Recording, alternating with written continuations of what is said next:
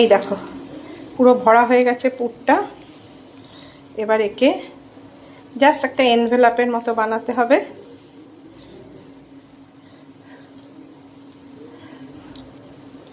এই যে এনভেলাপের মতো বানিয়ে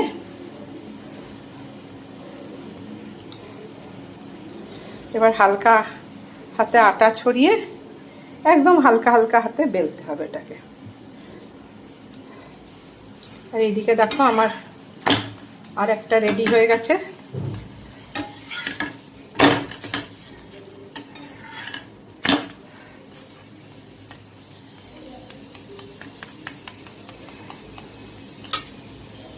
এই দেখো এখানে দুটো হয়ে গেছে, এখানে একটা হয়ে গেছে, এখানে তোমার আরও হচ্ছে।